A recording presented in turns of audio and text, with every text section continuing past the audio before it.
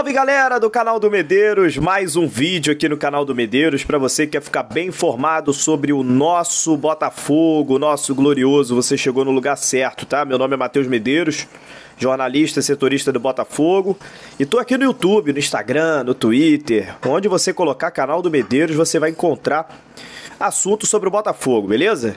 Então se inscreva aí no canal, ative as notificações e vamos falar de Botafogo, tá?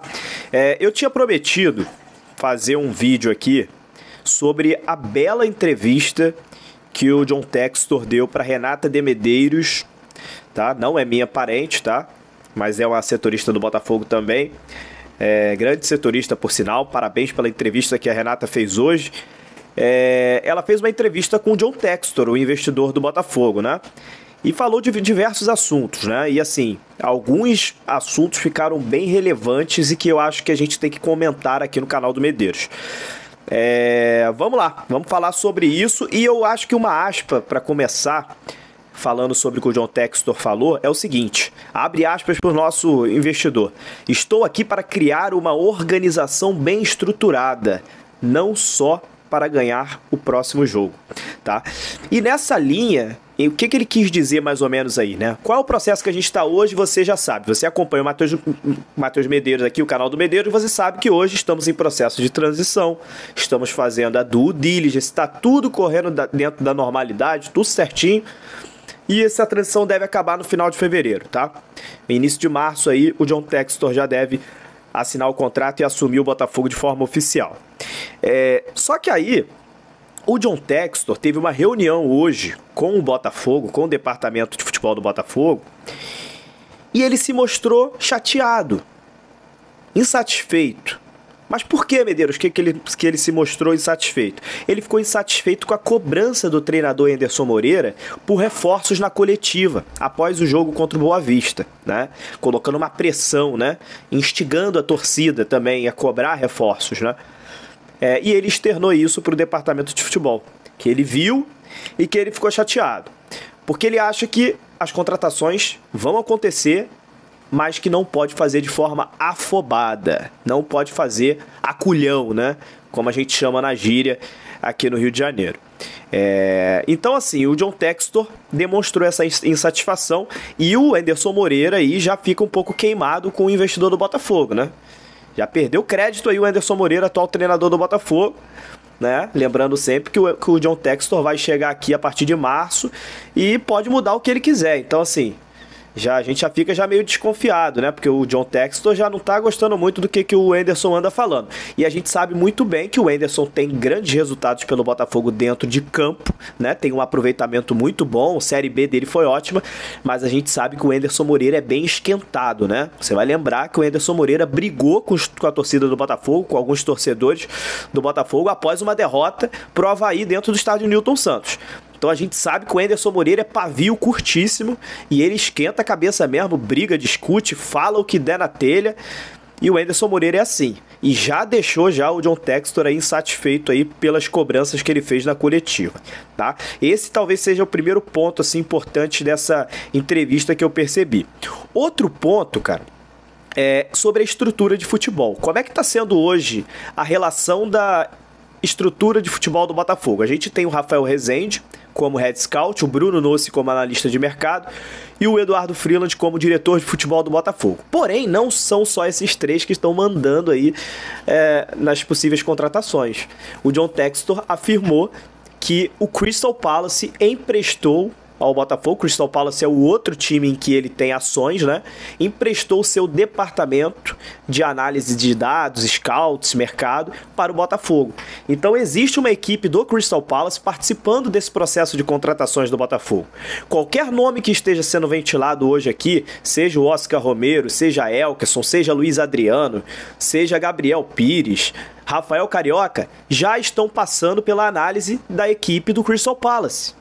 E outros nomes que possam vir a surgir no Botafogo daqui em diante, ou serão indicações do Rafael Rezende e do Eduardo Freeland, que passará por essa análise do Crystal Palace, ou então algum nome que seja uma sugestão do próprio departamento do Crystal Palace, que enxergue da seguinte maneira: olha, eu acho que esse jogador aqui cabe no Botafogo aí no Brasil, né? Então, o Botafogo hoje está tendo uma estrutura diferente, uma estrutura que nunca teve na sua história, né?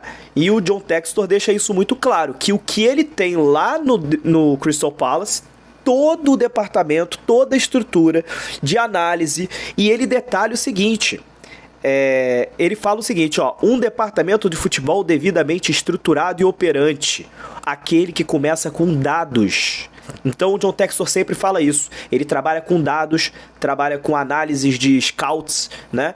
E isso tudo o Botafogo já está acontecendo no clube através do que o Crystal Palace tem e está emprestando ao Botafogo, tá? E o John Textor deixa claro que vai montar isso muito em breve, médio prazo aí, no Botafogo também, com profissionais para trabalhar aqui, fazer o mesmo que ele tem lá no Crystal Palace. A princípio, tá emprestado de lá, tá? Então isso é muito importante, cara, visando médio prazo, né? Isso é muito importante. Eu não vejo nenhum clube no Brasil tendo isso, essa estrutura de Europa para contratação de jogadores. O Brasil peca muito nisso. O Brasil vai muito através de indicação de treinador, né? Ou então um empresário que oferece o atleta, e o John Textor disse isso. Eu não quero ser reativo ao mercado.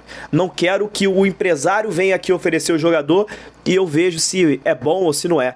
Eu quero ser ativo no mercado. Eu quero ir atrás do jogador, né? Não porque pelo que o técnico indicou ou porque o empresário tá oferecendo. Eu que vou lá, porque eu estudei, porque eu analisei e acho que esse jogador se encaixa no meu time.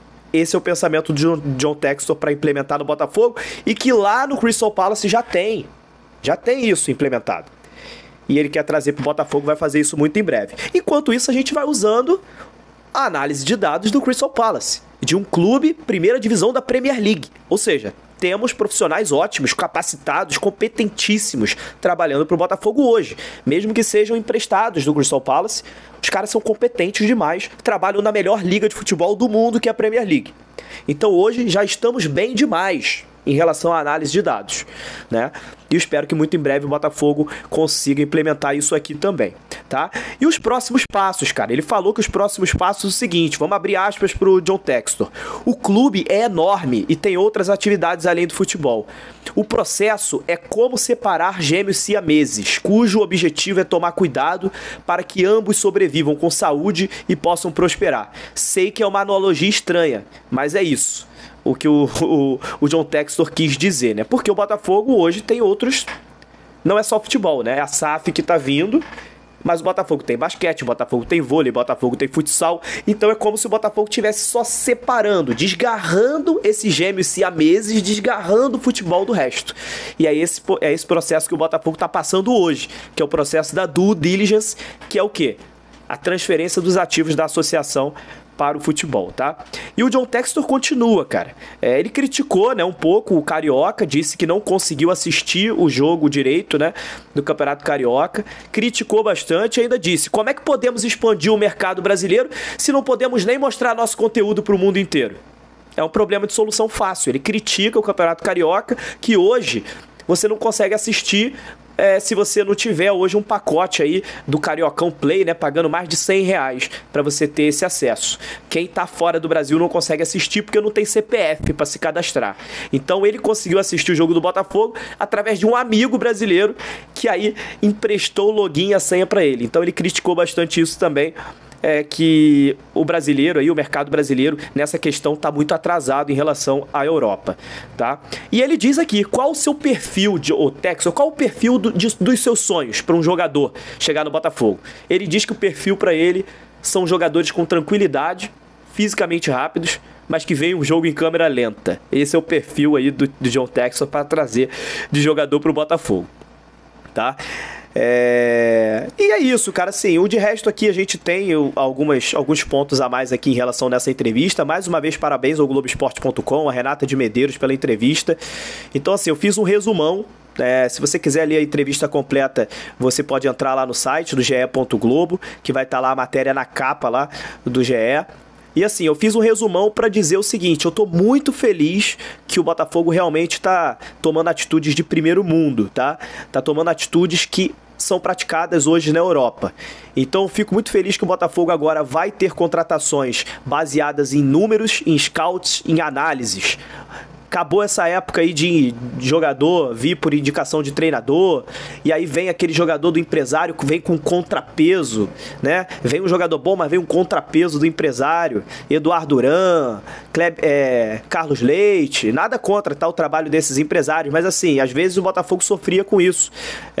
Enfim, pegava um jogador bom, mas tinha que vir um outro porque é contrapeso, e aí o empresário tem que colocar os atletas, os clientes dele nos clubes, né? E geralmente o Botafogo ficava aí à mercê desses empresários. Então, assim, acabou isso com o John Textor, tá?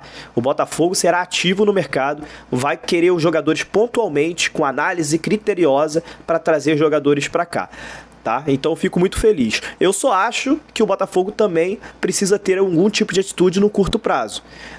Não pode enganar se achando que o Carioca não vale nada. Ele vale sim. Tá? Por exemplo, se o Flamengo ganha o Carioca agora, ele vai ser tetracampeão carioca, o único tetracampeão na história é o Botafogo. Então, assim, o Carioca derruba treinador, o Carioca é importante sim. Qualquer disputa. É claro que a gente quer uma Copa do Brasil, a gente quer uma Libertadores, a gente quer um brasileiro, porque agora a gente está vendo que o investimento vai chegar, então a gente está sonhando alto. Mas, assim, não dá para desprezar o Carioca também não. Eu quero ganhar tudo que for disputar. Então, assim, visando o curto prazo, eu só não acho que o Botafogo tenha que desprezar o Carioca. Eu acho que o Botafogo deveria fazer sim umas 5, 6, 7 contratações para jogar esse Carioca desde já.